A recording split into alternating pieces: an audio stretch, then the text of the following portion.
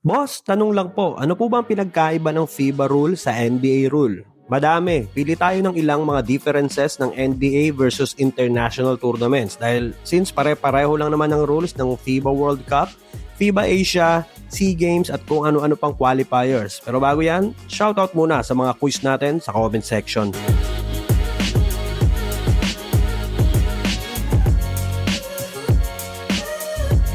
Una dyan, court size. Mas malaki ang court size ng NBA kumpara sa FIBA. Ang sukat ng court ng NBA ay 94 by 50 feet, habang sa FIBA ay 91.86 by 49.21 feet lang. So mas compact ng konti ang court ng FIBA kumpara sa NBA. Pangalawa, dahil mas maliit ng konti ang court ng FIBA, malamang magkaiba din ang layo ng 3-point line nila. Sa NBA, may layo ang tres na 23 feet and 9 inches, habang sa corner 3-point line ay nasa 22 feet. Baka lang may hindi nakakaalam, oo, mas malapit ang distansya kung sa corner o gilid ka titira ng tres. Yun ang standard sa NBA. Habang sa FIBA naman, ang sukat ng tres nila ay 22 feet at 1.75 inches sa lahat ng side na yon. So kahit saan ka tumira, either corner, top of the key, o wing, pareho lang ang sukat at halos kasing layo lang ng corner 3 ng NBA. Magkapareho ng layo ang 3-point line ng FIBA at WNBA. So alam mo na bakit nagpaulan ng tres si Curry noong Olympics. Sunod, game duration. Sa NBA, 12 minutes per quarter, 48 minutes sa buong laro.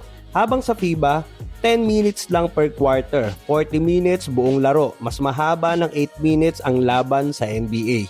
Kaya sa FIBA, mabilisan ang laro, wala masyadong matagal na ISO. Mahirap matambakan ng malaki dahil mas konti yung oras para humabol.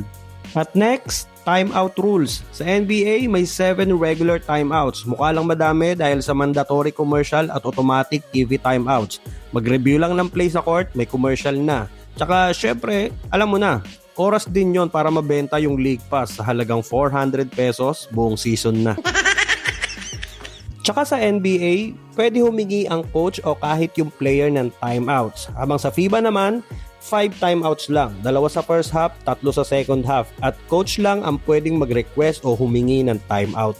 Next, foul limits. Sa NBA, 6 na fouls bago ka umakyat sa stage o graduate. Habang sa FIBA, 5 fouls lang, pahinga ka na o tamang load at cheer ka muna sa gilid. Kaya mas doble ingat ang player sa depensa pagdating sa FIBA. Sunod, ang pinakasikat na defensive 3 seconds violation. Sa NBA, kung may defender na walang man-to-man assignment at tumambay sa paint ng higit sa 3 seconds, automatic violation. Masakit yon kasi may free throw yon bilang parusa. Kung sa offensive side naman ang nagkaroon ng violation, turnover yon na mapupunta sa kalaban yung possession.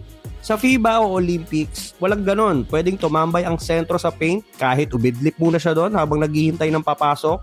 At dahil dyan, mas mahirap para sa mga perimeter players ang makapasok sa loob dahil lagi may nakaabang na bigs.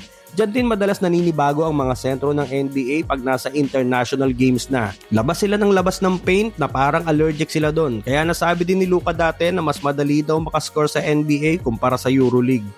Isa pa, yung bonus o penalty. Sa NBA, 5 team fouls per every quarter, penalty na. O kahit anong uri ng foul, kahit hindi shooting foul, 2 free throws ang kapalit.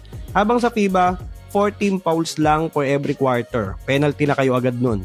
At yan ang ilan sa mga common differences ng FIBA at NBA. Madami pa yan actually, like jump ball possession arrow, rules sa goaltending, technical fouls, pagtawag sa traveling violations, basta madami yan sila. Yan yung mga ilang kailangang i-adjust ng mga NBA players every time maglalaro sila sa mga international tournaments. Dahil bukod sa NBA, ang ilang mga liga na pinanggagalingan ng ibang players ay mostly sumusunod o medyo kahawig ng rules ng FIBA like EuroLeague, Spanish League, Turkish League, Russian at Greek Basketball League. Paki-like naman ang video, baka naman, at paki-follow or subscribe na din ang ating channel para sa mga susunod pang NBA kwentuhan.